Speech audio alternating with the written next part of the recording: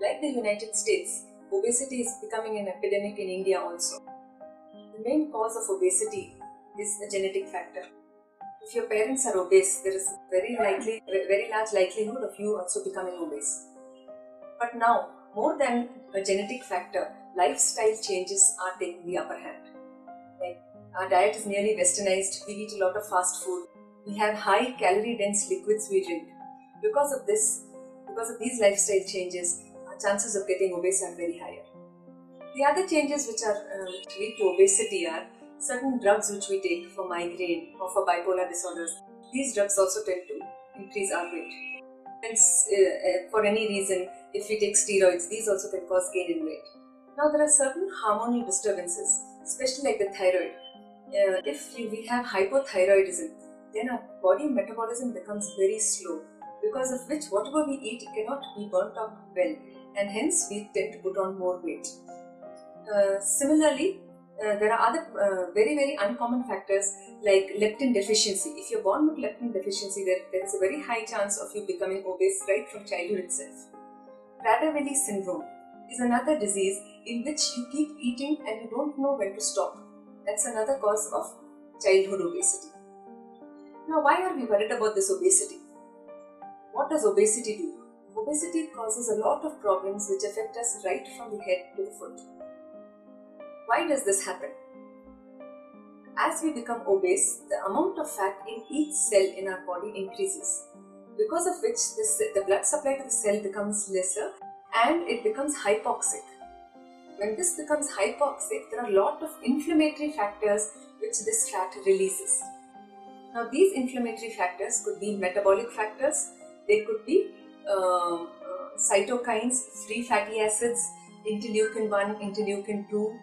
Then we also have leptin, resistin and bisphatin. Now, what do all these hormones do?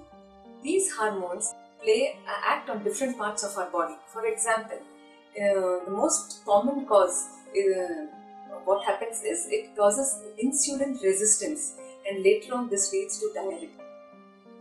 The second factor, it raises our blood pressure, it causes increase in our triglycerides, increase in the cholesterol.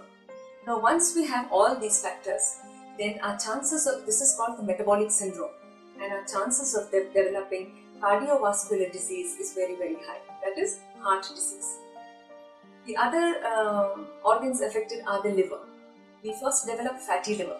There are different grades of fatty liver. As this increases, we go into something which is called as steatohepatitis. That means the inflammation in the liver.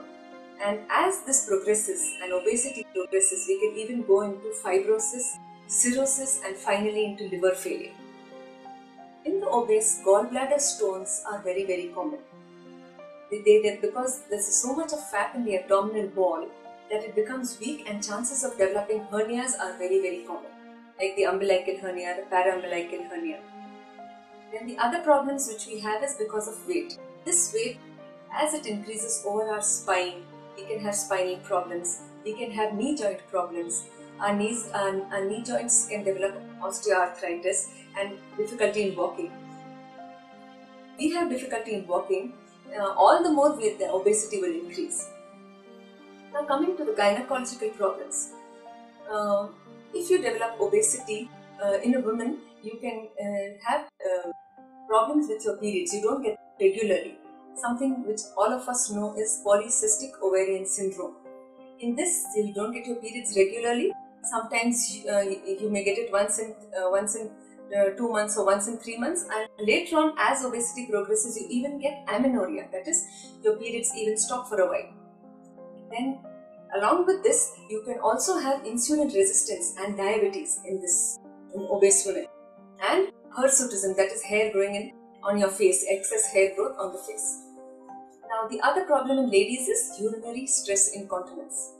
Stress incontinence is like when you cough or sneeze, without your knowledge, you pass a few drops of urine. That can be very embarrassing. But many people don't complain because they get embarrassed.